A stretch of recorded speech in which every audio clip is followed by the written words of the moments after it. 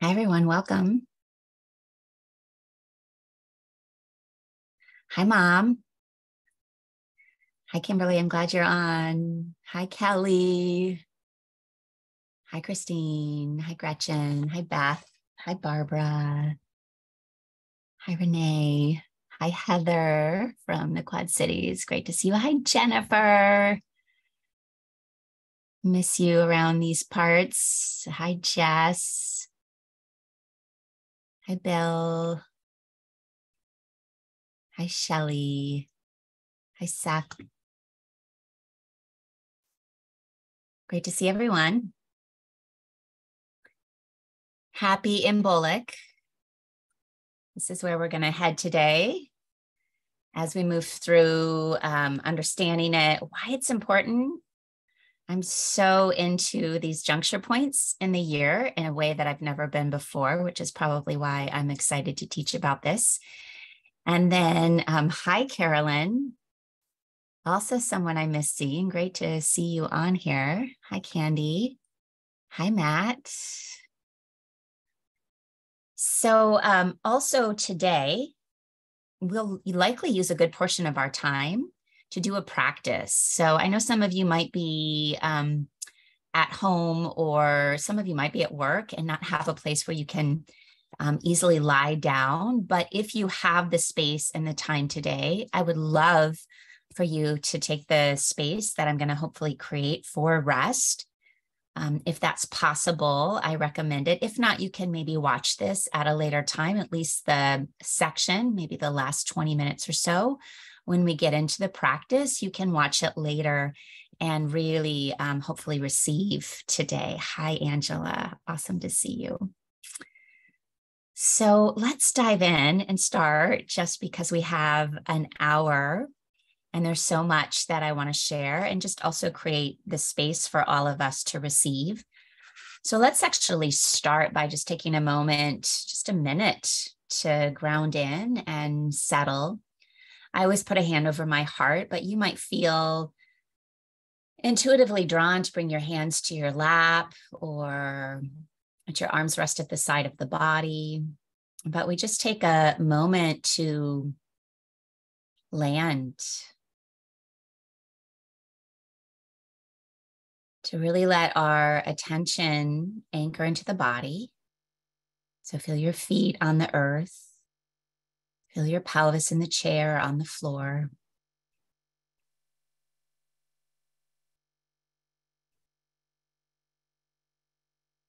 And then as you keep a large portion of your consciousness, let's say half of your awareness in your physical body, maybe it's in your feet or your hands or your belly.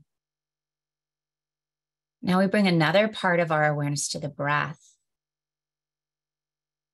And deepen your breath. So breath is such an interesting phenomenon in that it happens autonomically without our control, but it is also something we can work with. So consciously slow your breath down. So inhale, a deeper, longer inhale. You can even pause the breath for a moment, the top. And then a nice, slow, steadfast exhale.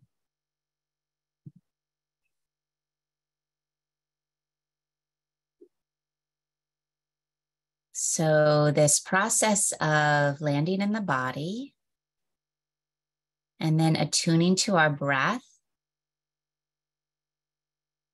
is a really efficient and wise way for us to be present. And when we're present for life, everything changes. So may we all come to this hour together with this sense of presence, an openness to reflection, and a willingness to imagine. So take a nice deep breath in, and whenever you're ready, you can blink your eyes open. All right, welcome everyone. So happy to have you, so happy to be here with you.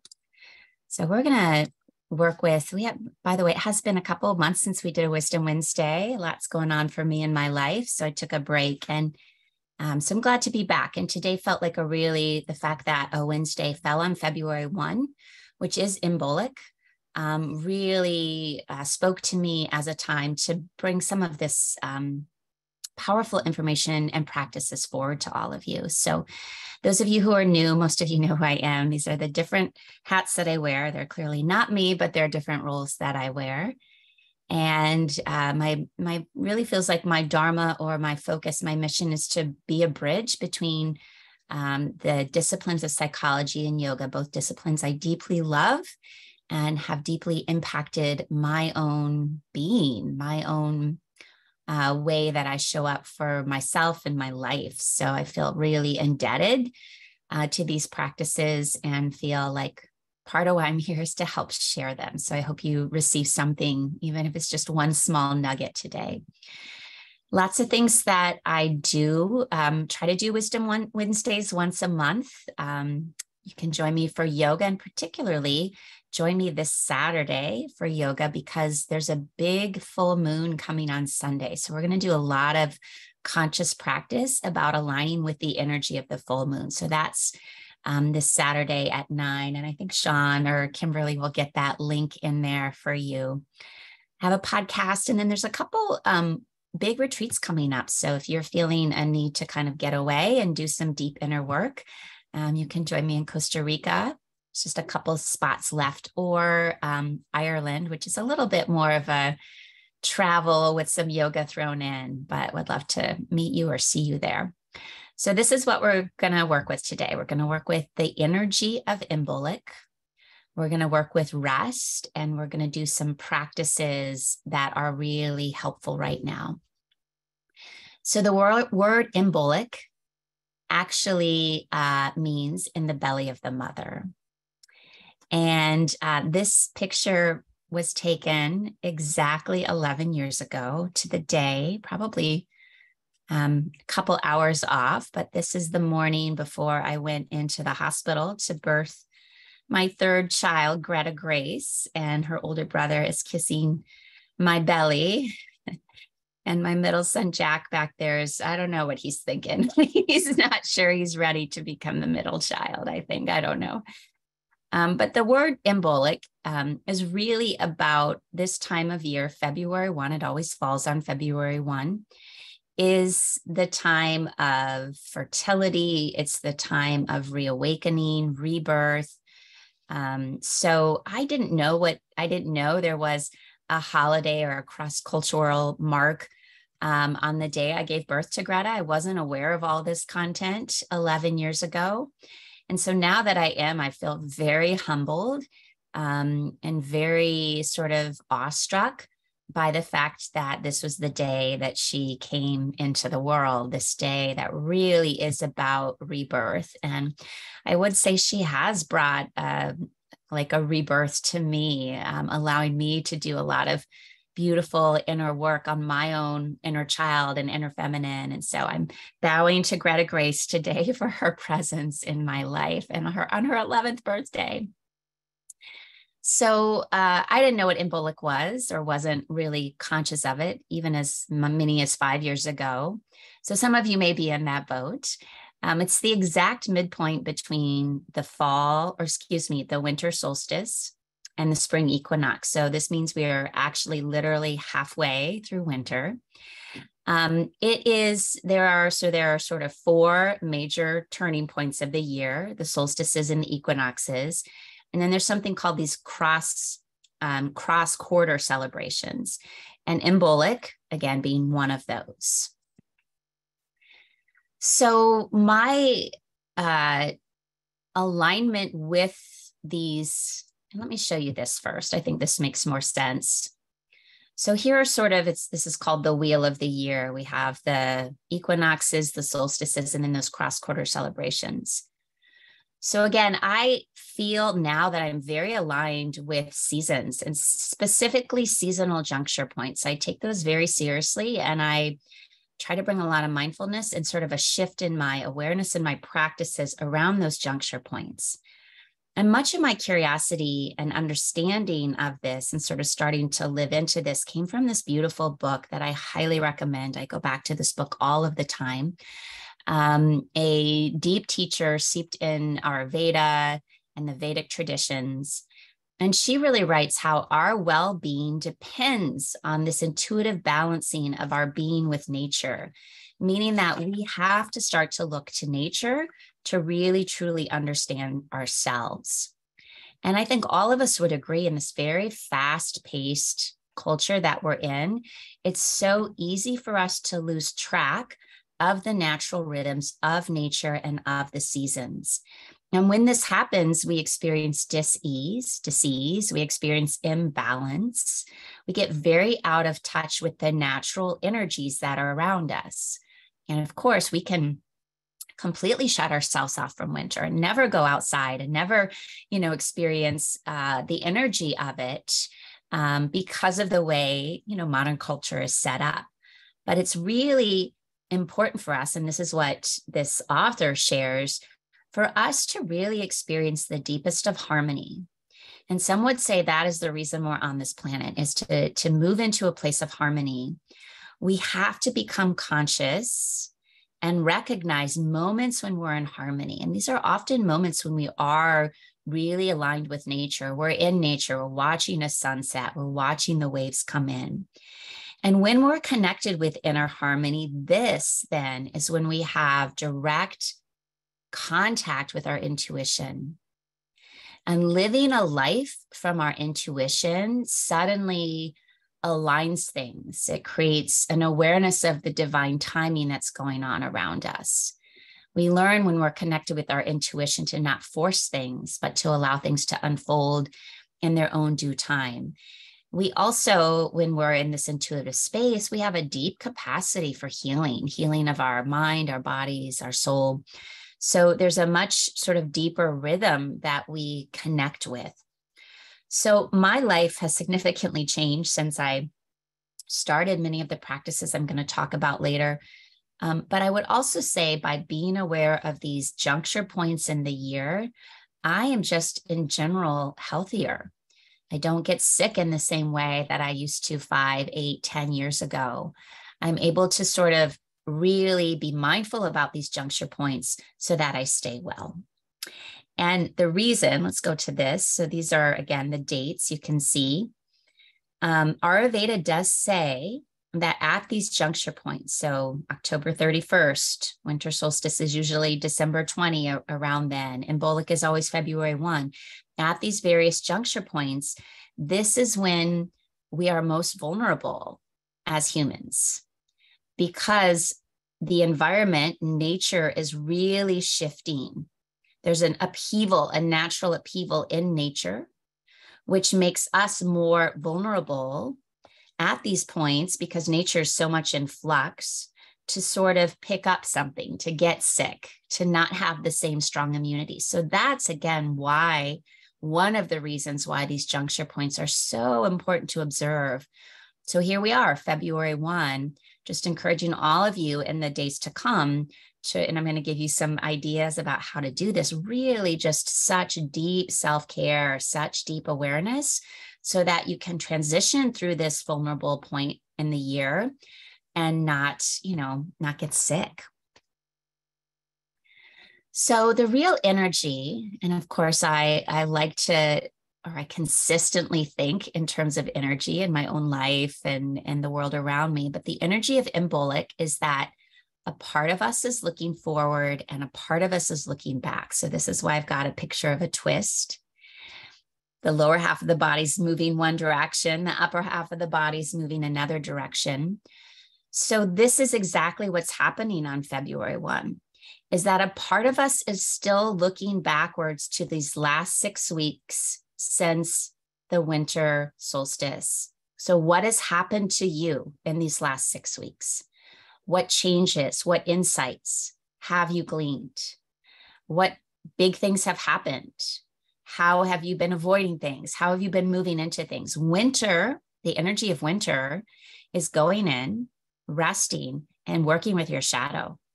So winter is always a time of deep inner work, a time to really go in and do some sorting through old things, right? Looking at yourself in a much deeper way. That's what winter is for.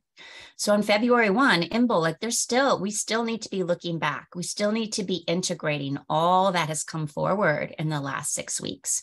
A lot for me has come forward in the last 6 weeks. So I still need to be dealing with that and working through that and understanding it and culling it for the lessons. But now, as we're shifting towards the energy of spring, another part of us has to look forward. So what do I want? What am I seeking to experience or understand or bring forth in the year ahead? Now, it's so interesting. I am not a believer anymore at all in New Year's resolutions, because those often happen on January 1. If we are sort of aligning with nature, January 1 is like the worst time of the year to set intention and start new behaviors, because the energy of nature is not behind us yet.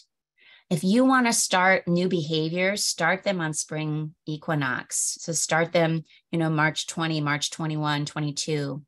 But January 1, we're supposed to be we're supposed to be resting, we're supposed to be pausing.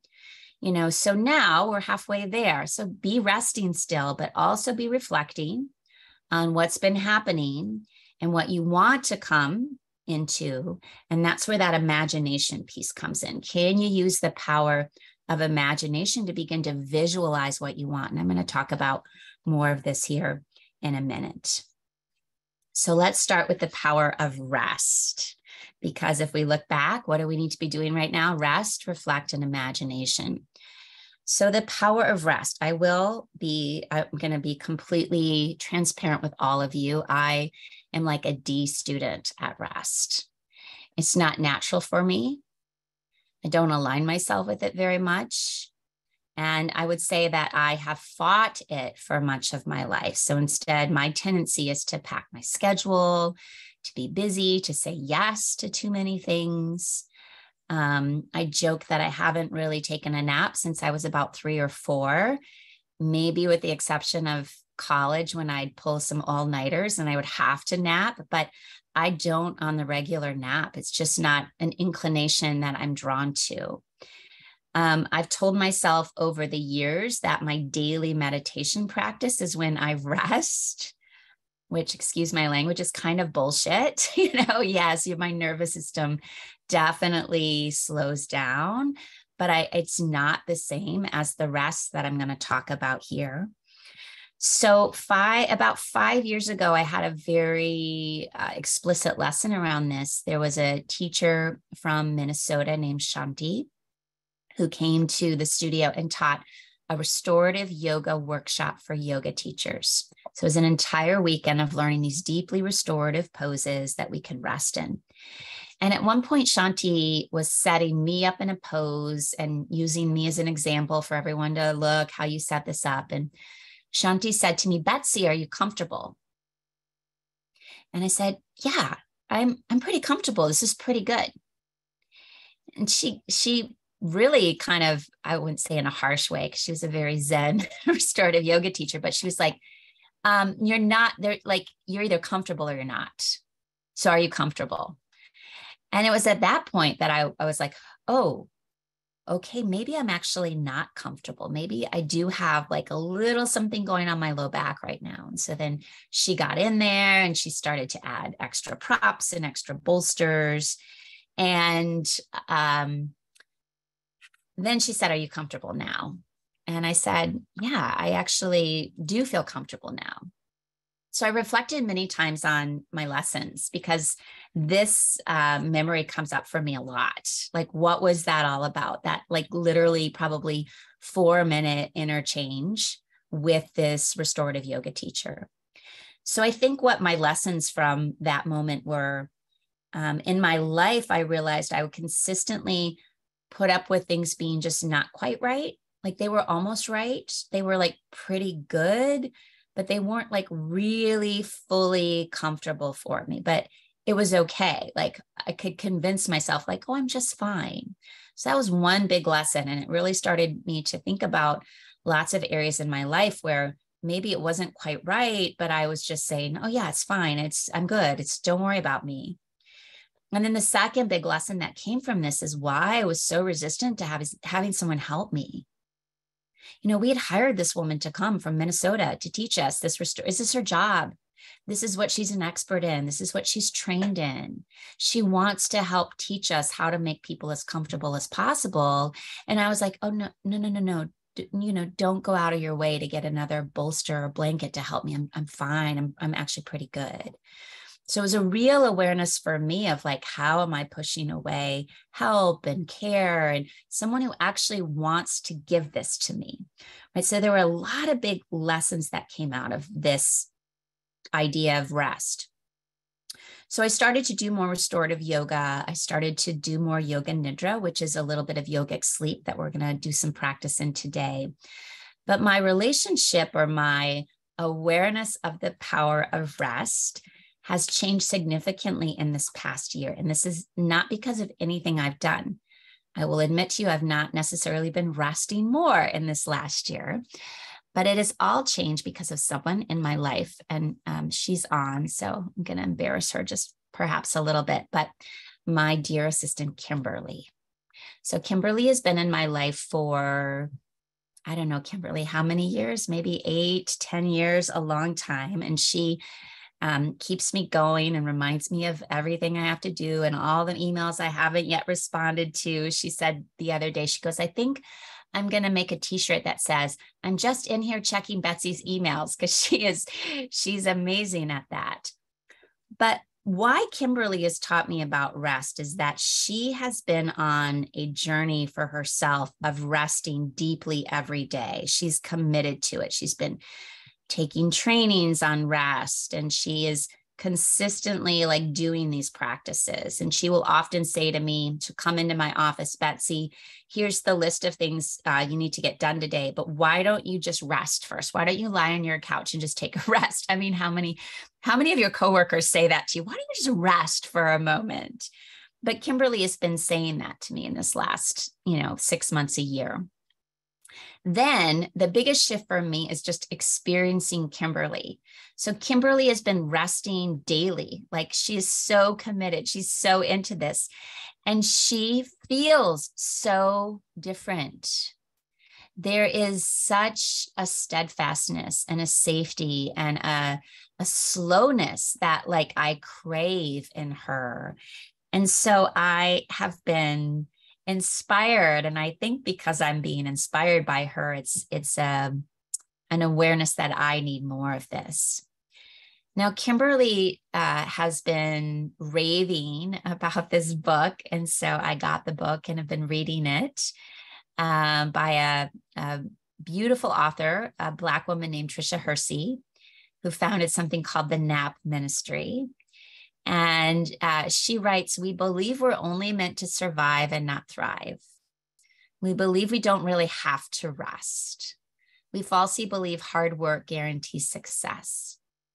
Resting is about the beginning process of undoing trauma so that we can thrive and evolve back to our natural state, which is a state of ease and rest.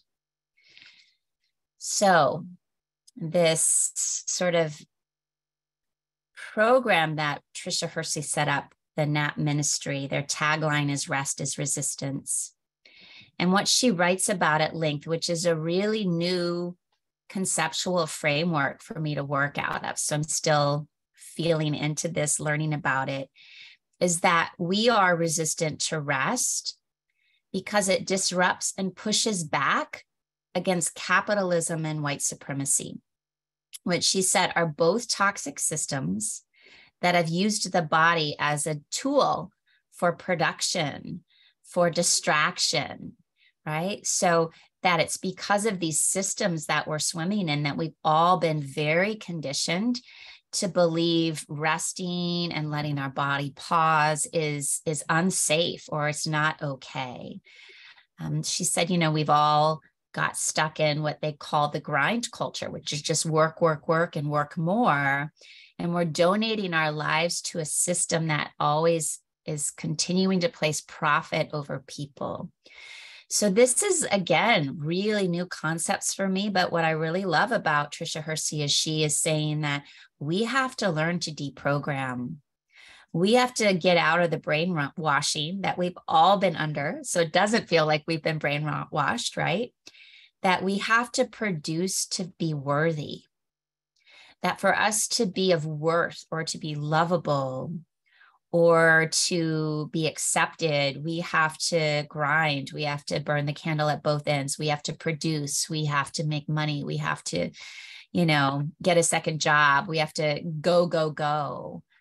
So her big thing is, how can we settle into our natural state of being, which is always enough, versus this false narrative we've been in of go, go, do, produce, which is just keeping us disconnected from our natural state. So I love this piece of work. I love what she's doing.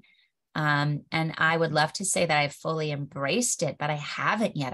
I can see myself still stuck in the old belief systems of just keep doing, just keep going, just keep moving. But I'm really committed to working to integrate more of this in my life. And Imbolc is one of the best times to do it.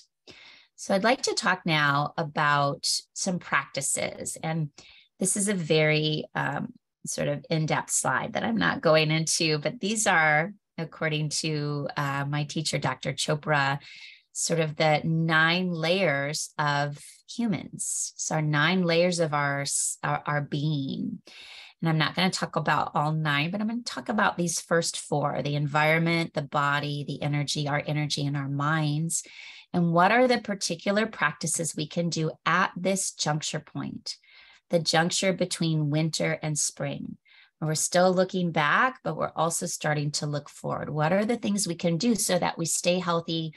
We're taking care of ourselves in the best way, and we're really preparing ourselves for the energy of spring, essentially. So first thing is environment. And my other assistant, Sean, who's here with me, he's been really studying up on a particular goddess named Brigid.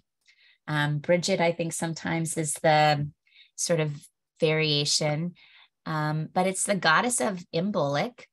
And there's so many qualities about her. But one of the things is lighting candles and cleaning, right? So making your environment organized, clearing out clutter, clearing out the space. And so Sean has been sharing with me that every day he's cleaning a section of his house and making it really beautiful. So this is one thing we can start to do this time of year, but specifically today, and I would say specifically about the time that the light is beginning to wane and the darkness is setting in. Of all days, light some candles. And in particular, if you have white candles, light some candles in honor of this cross-quarter celebration where we're really celebrating that the light is coming back more and more and more.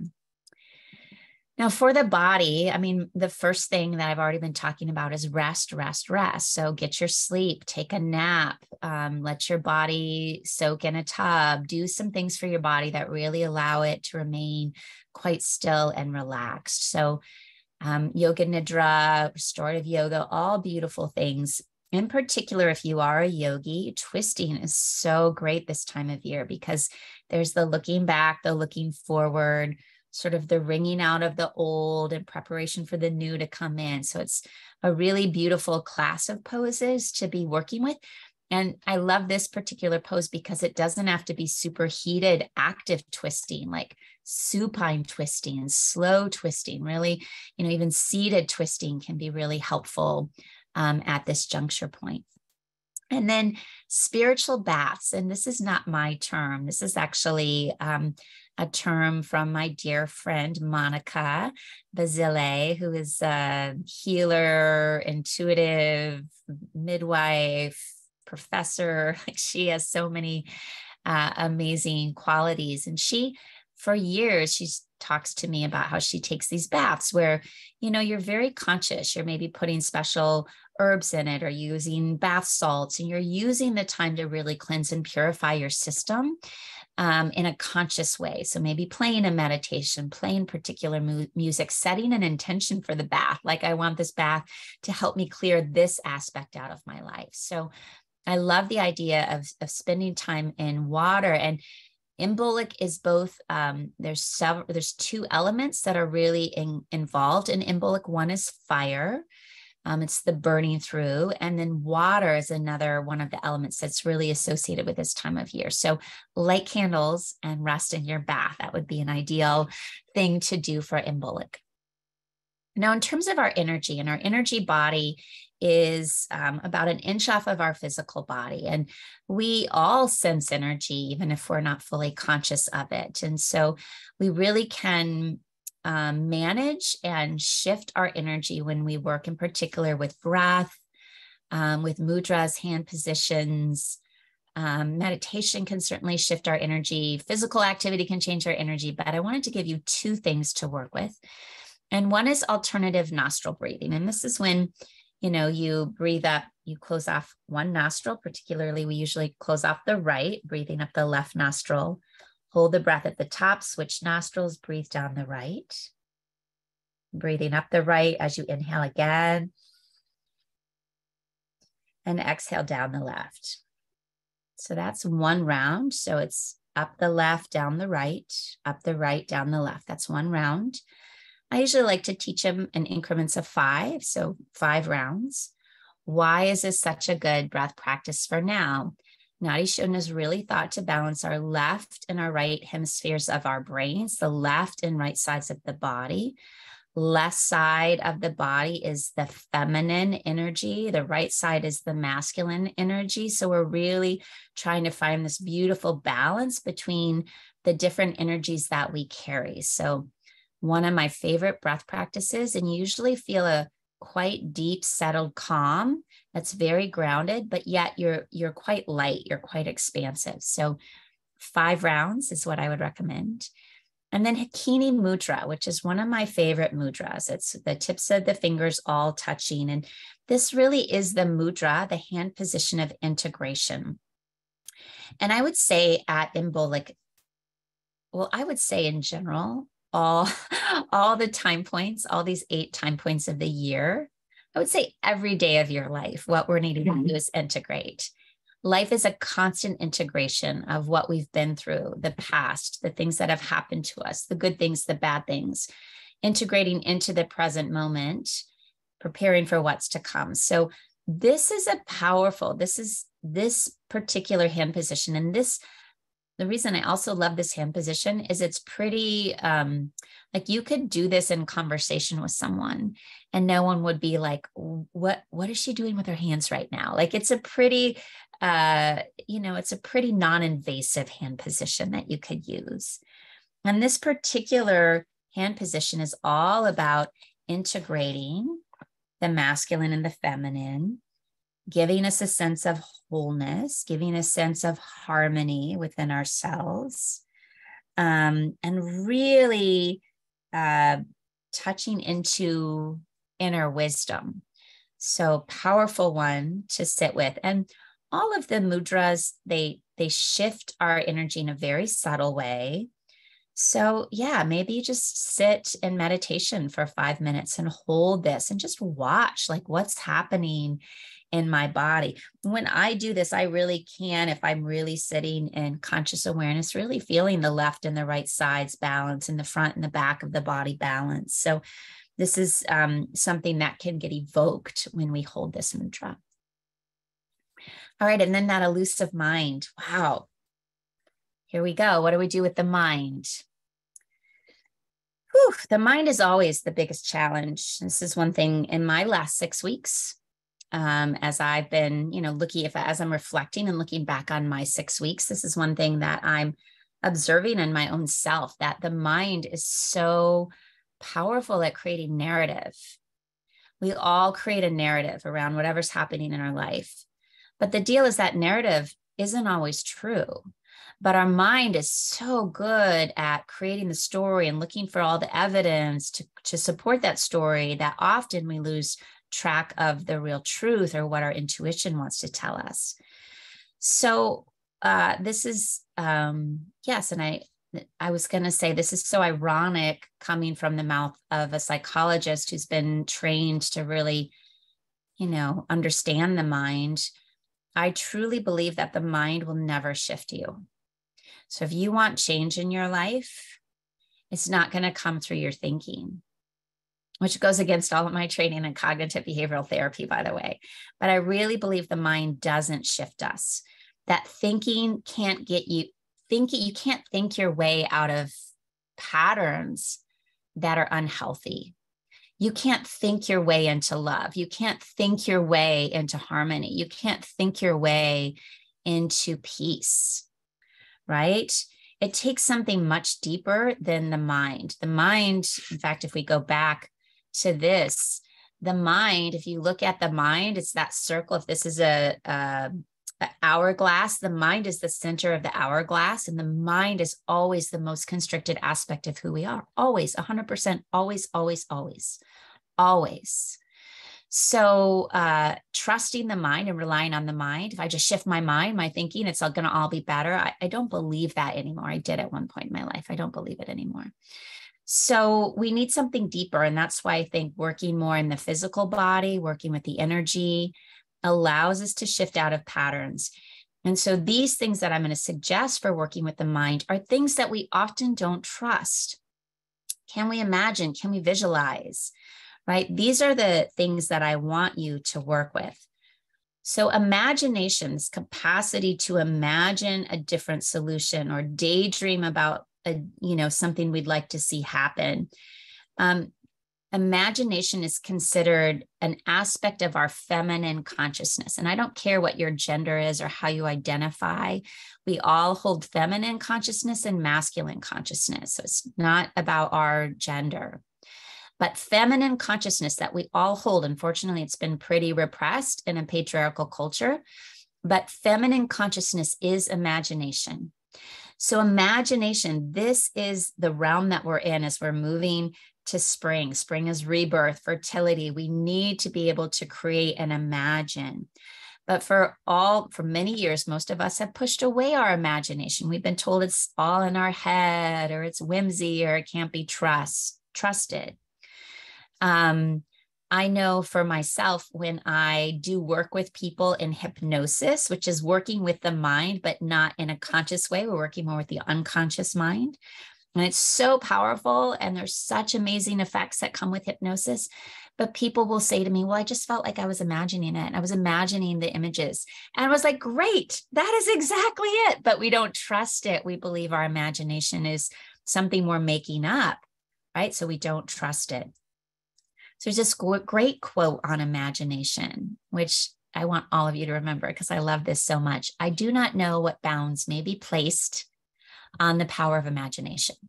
It can heal the body, reveal the secrets of divine truth, transform the personality, incarnate the goddess, and open up worlds of diversity and potential, right? So imagination is really where it's at. So how do we start to use our imagination, listen to our intuition, use our capacity to visualize, to really begin to shift our minds, right? How do we start to do this? Well, part of it is trusting this feminine consciousness that we all have.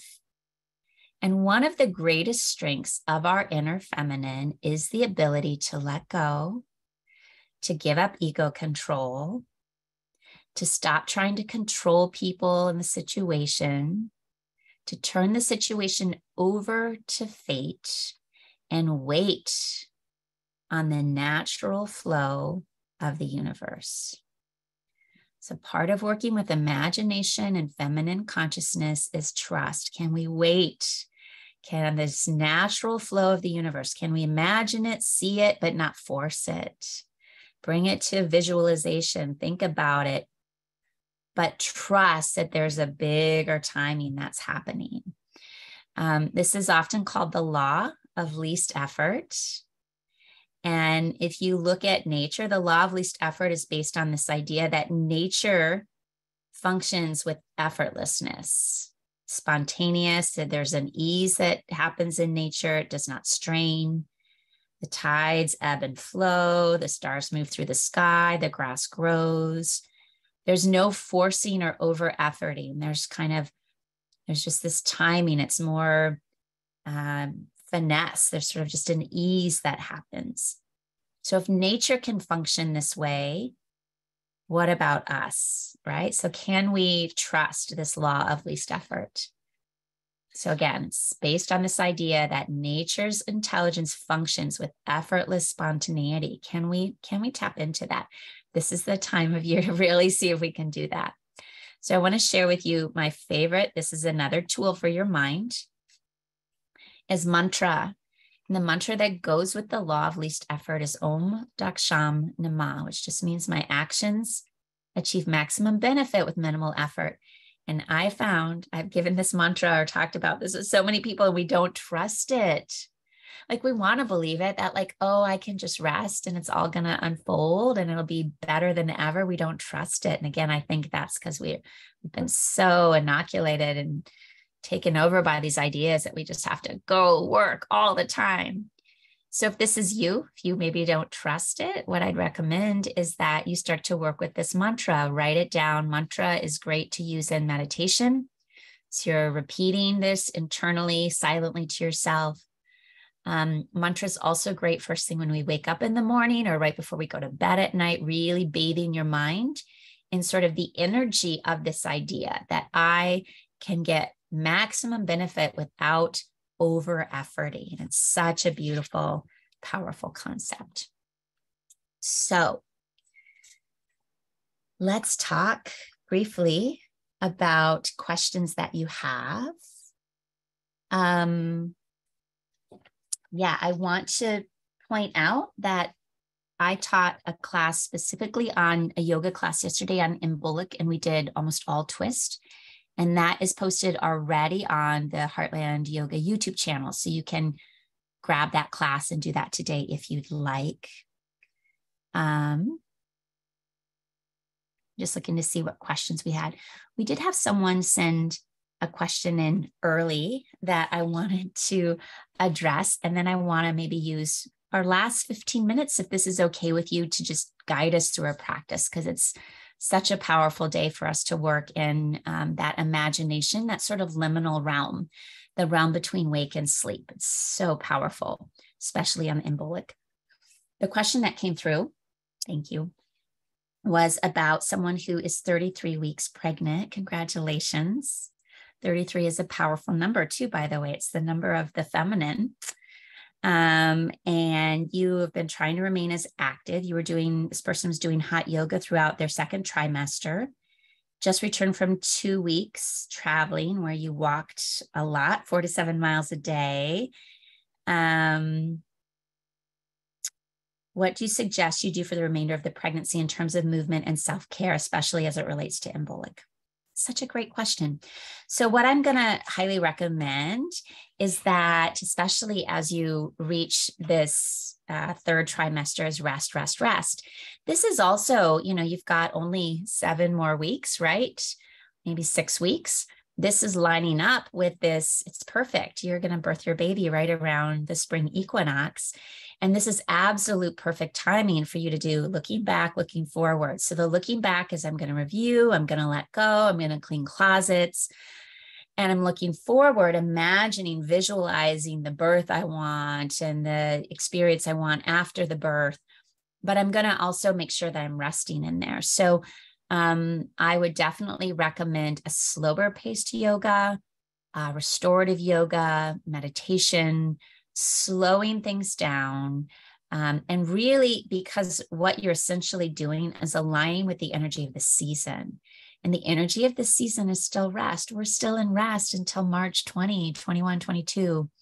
Your due date is March 20. Okay, great. So perfect. You are in the season of rest. You're giving, I'm not that you need my permission for anything, Veronica, but there's permission here to slow down and rest, like just align with the energy of this season. Yeah, stretch, move a little bit, but let yourself really sort of take in these final weeks of resting. So I would say notch it down. That's my advice really pretty much anymore for everyone, no matter the season, is we are in such a grind culture of go, do, action, overwork, over effort. And I think we all need to be reminded, no matter what the season is, to back up, slow, pull back.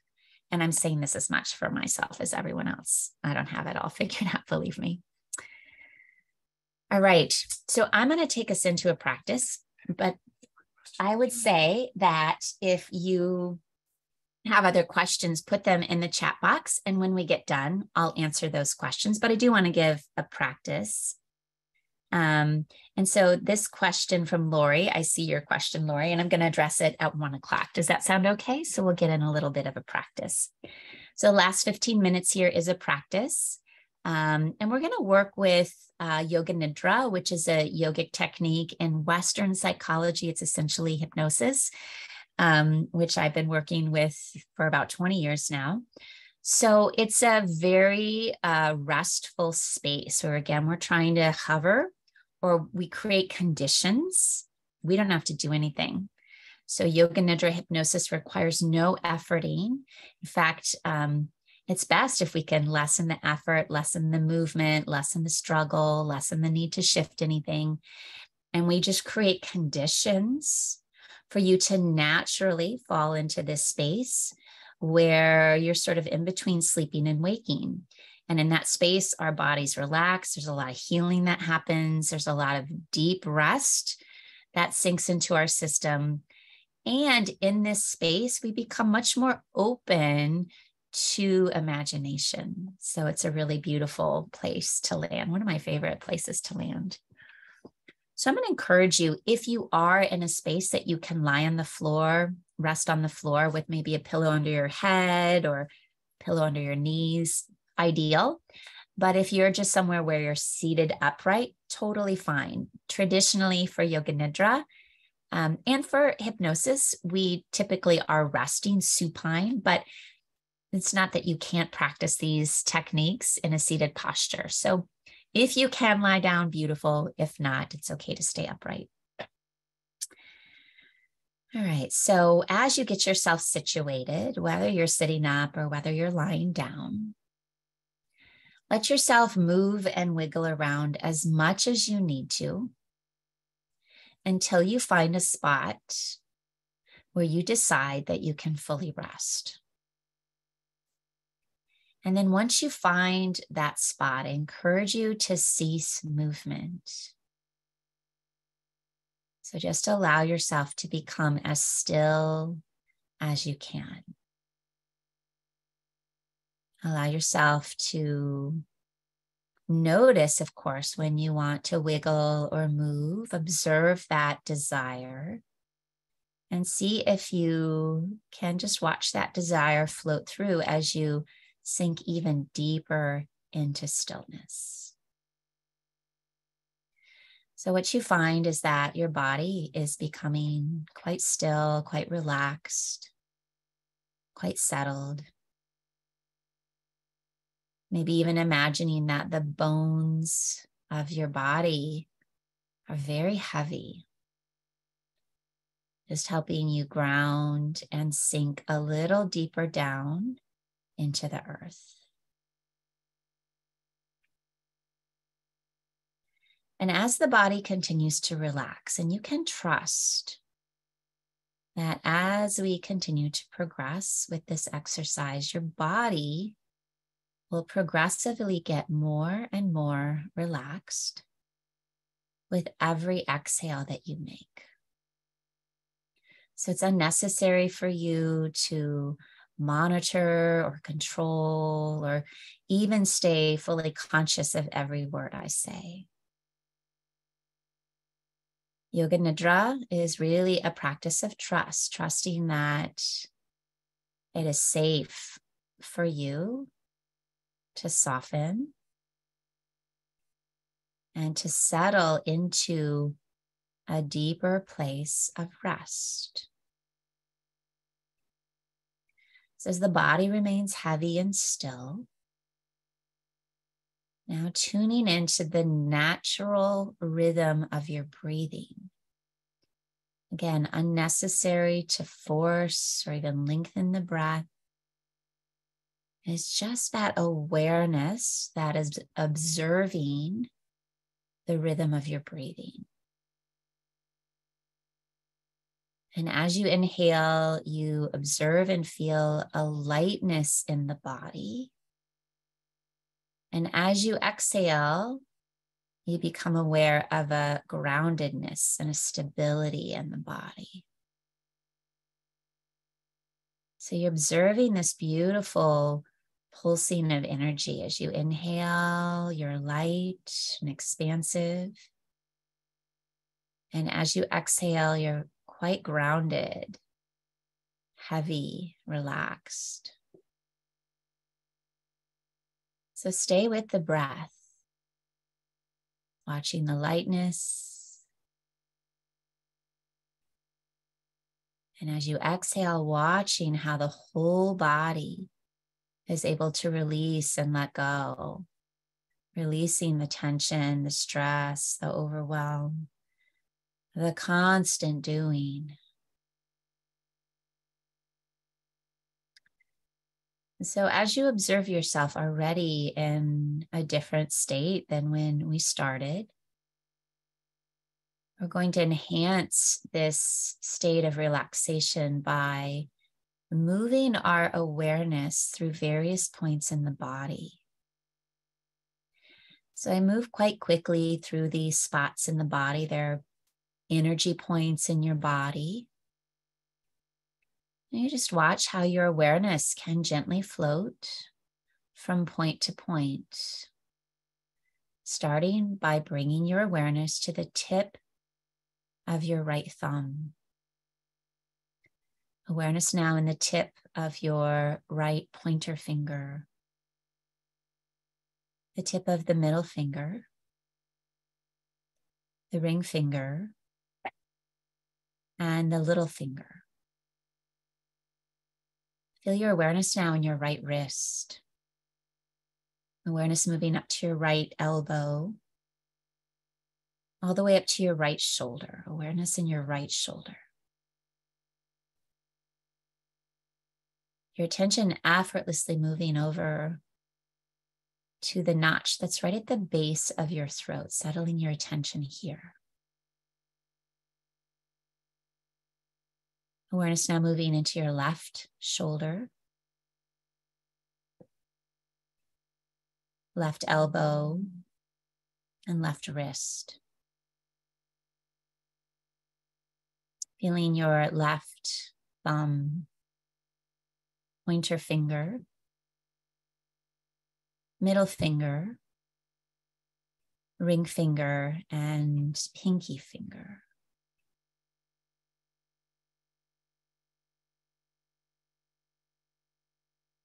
Awareness moving back into your right wrist, right elbow, right shoulder, and we come back to the notch at the base of the throat. From here, moving attention down to the space in the center of the breastbone, the space of the heart. Just take a moment to settle here. From here, moving down to the navel center. Moving all the way down into the pubic bone.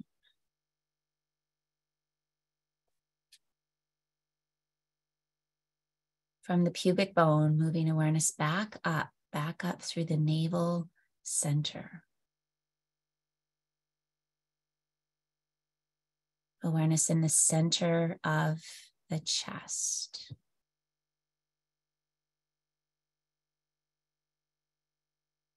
Awareness in the notch, the base of the throat.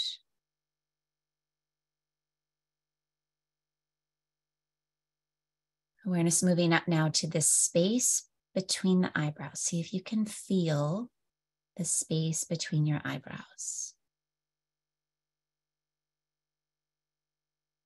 And now awareness all the way up, right above the crown of the head. See if you can let your attention settle in that space right above the crown of the head.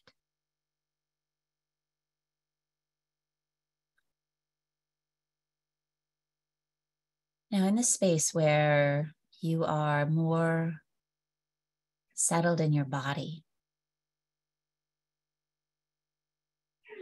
as the body begins to settle and relax, something very powerful happens, and that is that the mind follows.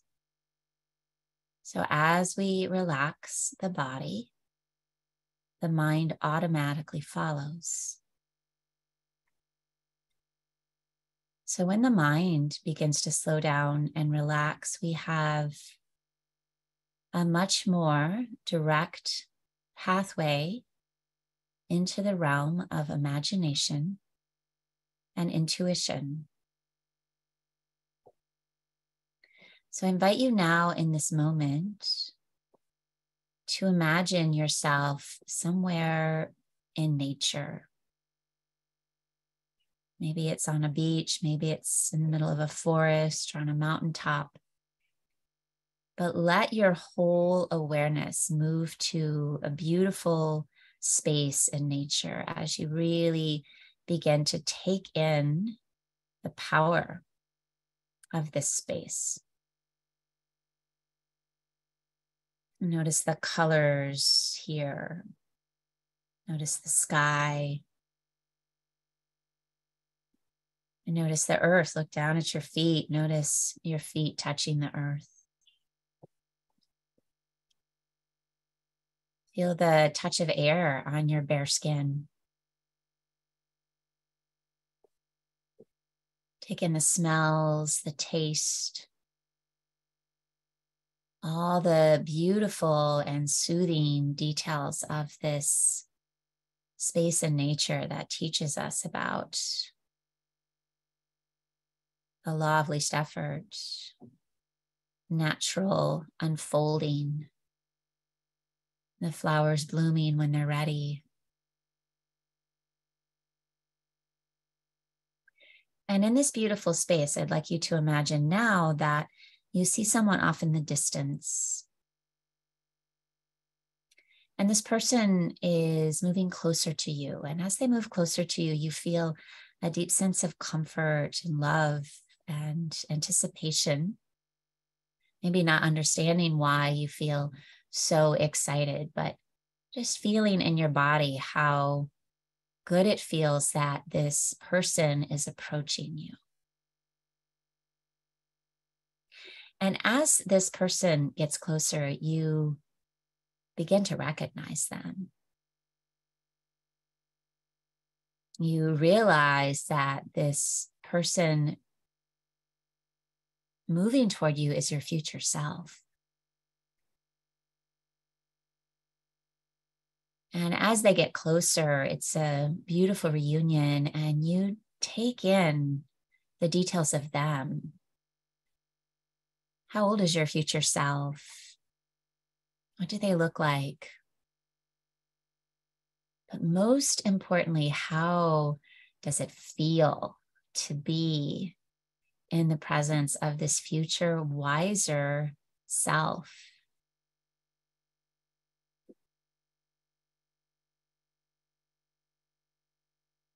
Perhaps embrace them or take their hands in your hands. Look into their eyes.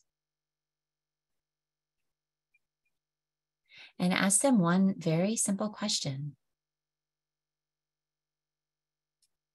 What do I need to know right now about my current situation?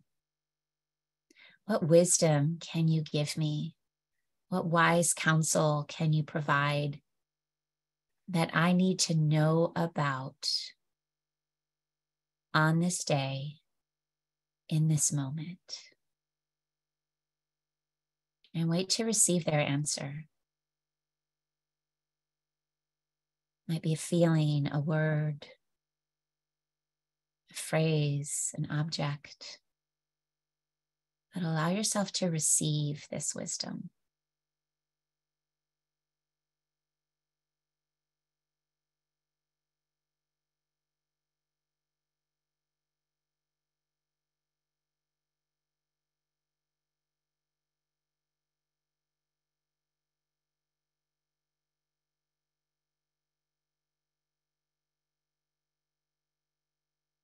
What do I need to know that would help me? What piece of wisdom might you share?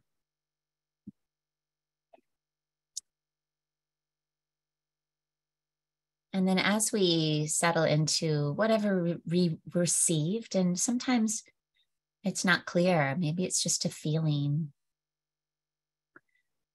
but it's essential that we now imagine and feel ourselves in gratitude. Gratitude is a very particular experience. It's a particular vibration or resonance. And so allow yourself just to feel into this emotion or experience of gratitude. Notice what gratitude feels like in your body. And from this place of gratitude in your body, extend that gratitude to your future self for their presence, for showing up for you today, for perhaps the wisdom that they could impart to you. You might, in addition to beaming them this gratitude, hug them or bow to them, but in your own way expressing the gratitude you have that this future self would show up for you with guidance. And then let this future self know that you'll see them again and watch them begin to move away.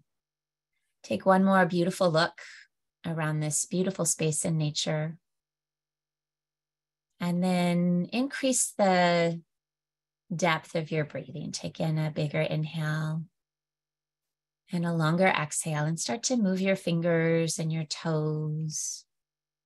Start to feel your body resting on the floor in the seat. This Yoga Nidra is now complete as you feel your full self coming all the way back, bringing all parts of you back, maybe in addition to some beautiful wisdom. All right. So give you all a little bit of time to fully move back into full awareness. It was a very brief 15, 17-minute practice, but often we don't need even more than that. That's like a deep drink into this well of rest. So I encourage you, there's so many resources for Yoga Nidra out there, or, guided meditations. Just encourage you, especially in these next 6 weeks, if we all make a little pact here, to rest, right? To get off the fast track, get off the speeding interstate and just slow things down, that we're not going to miss out. There's that fear, that FOMO, we're going to miss out, that maybe we could just pause and let ourselves really rest. Yeah, look back, see what you still need to deal with. Use your power of imagination to imagine what you want to have come, but rest as much as you can. Thank you, Erin. Thank you, Jessica. I love that this was your first time. Come back again and hang with us. Thanks, Angie. Thanks, Bill. Yeah, I love your comment about nap was considered a weakness. Yep. There is a great book, which I highly recommend as well. Michael Singer's book, The Surrender Experiment. It's a powerful one. Bill is putting that in our chat box. The Power of the Pause. Angela, love you. So glad that you were here. Thanks, Kathy. Thanks, Jess. Thanks, Lori. Susanna, I've missed you too, but I look forward to seeing you soon in Costa Rica, maybe. Yeah, and there was one more. Someone's got tears flowing, which I always love whenever that happens. I'm like, yes, the emotions surfaced. It's so good. I love to make people cry. Thanks, Beth. Thanks, Jennifer. Miss you too. Yeah, rest, rest, rest. Was there one question that I missed? Just want to just mention the retreats really quickly. I've been posting. Oh yeah, beautiful. There's a couple retreats coming up. I've learned that one of my favorite ways to distill teachings that just sort of move through me are on retreats. And that's because it's such a chance to really sink in and be cared for by the land and the ocean and the organic food. And so I would say if you're ready to take just a deeper dive into yourself and into your process in a space that's very non-judgmental and in a space that's really spacious for you to feel and to work with things, I would encourage you to consider a retreat. We have a couple spots left in this May retreat to Costa Rica. And then there is a retreat to Ireland, which will be a little bit different. It will be a little bit more, it's in a big castle. So it's a little bit more vacation, but of course I always teach more from the depth angle. So you're going to still get some things to chew on. But if you're really looking for I really want to go in and do some deep inner work, the one in Costa Rica, I'd really recommend. Oh, Kathy, I miss you. Love to you. Lori Onclo had asked about a setting that's not in tune with nature. She's working there and she wants to know. Can you give me the question so I can read it? Okay. Okay, so there was a question. What are your thoughts when one works in a setting that's not in tune with nature? Yeah, welcome to all of the world, Lori. Feels like so many of our workplaces and maybe even our home lives are often not attuned with nature. All I will say to that is I think you're clearly not alone in it. And I will also say, I feel like my awareness and my journey to attune more with nature has taken a lot of time. Like it's not an immediate, it's just like how nature evolves very slowly. My whole evolution with really being aware of these cross-cultural, calendar moments and these different, like the equinox and the solstice, it's taken me a long time to really feel into the energy and how I want to work with my own practices. So I would just say, be patient with yourself, hold on to the things that speak to you. But yeah, if you're working in a toxic culture or you're in a situation that feels toxic, yeah, you just have to do more practice. And that feels sometimes overwhelming because we don't feel like we have the time or the energy, but it does take a lot. You kind of have to offset that toxicity with, more self-care. But again, it's going to take time. Be gentle with yourself as you're trying to transition and just giving yourself as much rest and self-care as you can. All right, everyone. It's great to spend this last hour with you. I'll see you again in a future Wisdom Wednesday. This will be recorded and will be up on YouTube. So if you have people that might benefit from it, please share it. Anything else I'm missing? Okay. Thanks, everyone.